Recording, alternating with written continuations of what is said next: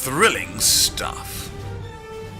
Hello everybody, my name is Goodboy and welcome to an exciting video on the Infinite Regen build. Here we're going to be looking at different heroes and how you can itemize them and build them in such a way that they basically don't ever die, because their regeneration, even in a passive state, is ridiculous. So before we jump into the heroes that you can do to do this, I'd like to expand on the itemization that really makes all the difference. This kind of fits it all together.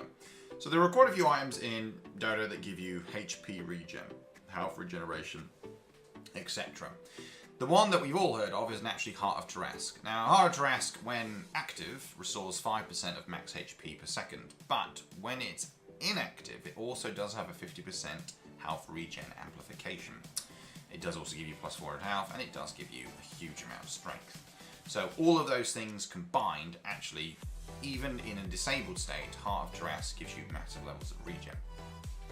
But there are other items as well that work really nicely. Pipe of Insight, probably the most notable, giving you plus 8 health regeneration and the massive magic resistance.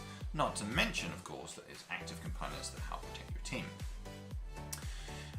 Lotus Orb can also be pretty nice with its regeneration, as can Crimson Guard, as they have massive health regeneration and obviously very, very good protective, defensive items, and great for armor in Crimson Guard's case. But then finally there's Holy Locket. Now, Holy Locket is typically seen as a support item for healing heroes, so for example Omni Knight or Witch Doctor.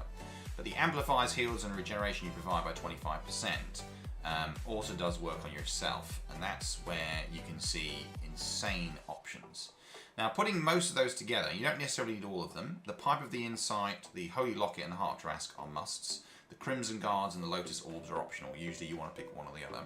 But put those 4 out of those 5 items together, you decide situationally which one's going to be more important, and you get ridiculous levels of passive regeneration. And even without any other hero perks, you're typically going to get between 75 up to 100 regen per second, which is just silly, just absolutely silly with those itemizations.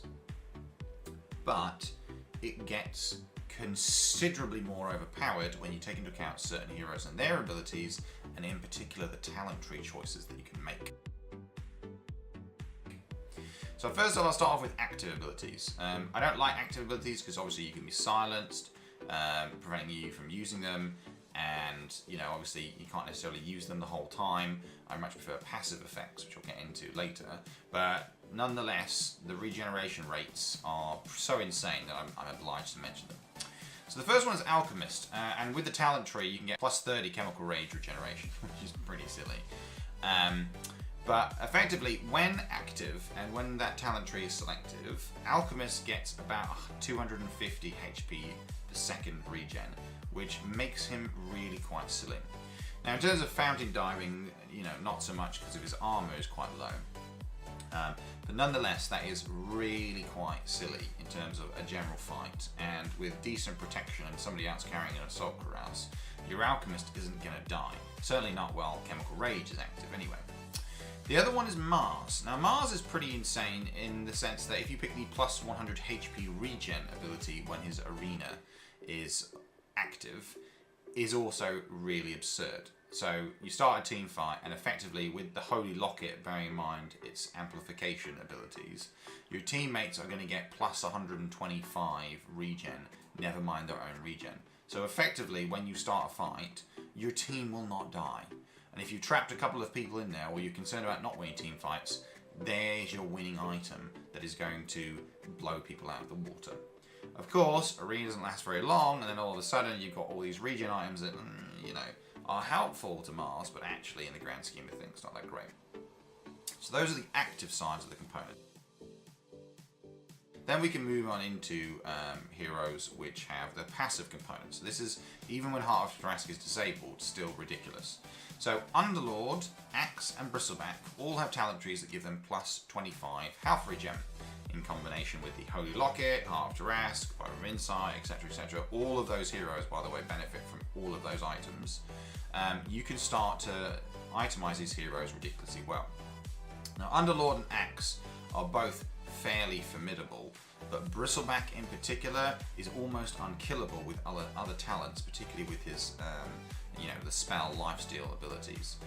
He can freely stand in the fountain for ages as well, with his back turned to it, and basically never die. So Bristleback, of the options there, of the Underlord Axe Bristleback, is easily the strongest hero, and with those kind of items, he just will not die, and the enemy can never kill him. I mean, seriously, they just won't die. You can comfortably buy a Radiance, and then get your Lotus Orb on him, and then he just is unkillable. Naturally, of course, you've got to get the farm to do it, and that's can be one of the limiting factors. A special situational kind of hero would be Pudge, because of the Flesh Heap stack strength that he gets from his talent tree, and obviously the regeneration he gets from Flesh Heap anyway. Take that in combination with these itemizations, and then if you keep killing your enemy and get a reasonable number of Flesh Heap stacks, again, Pudge sees insane tankiness that is absolutely ludicrous, 6,000, 7,000 HP. And for every Flesh Heap he adds to his collection, that's an extra +1 regen.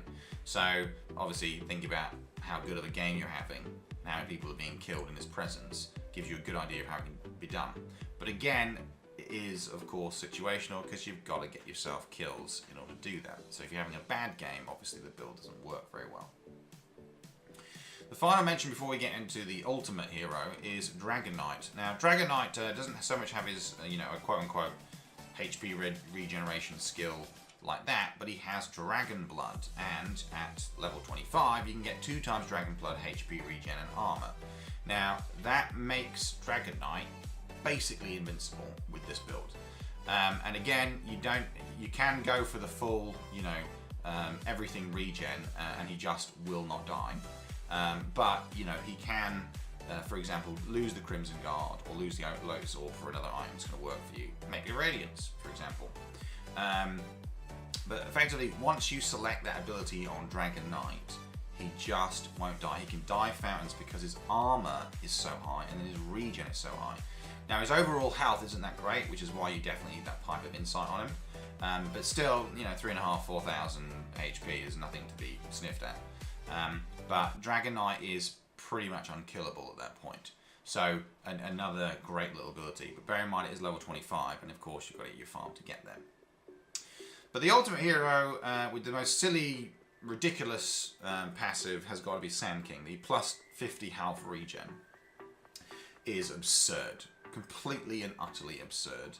And this gives him a passive regen of 150 health per second, which of all the passive abilities is the best one by far.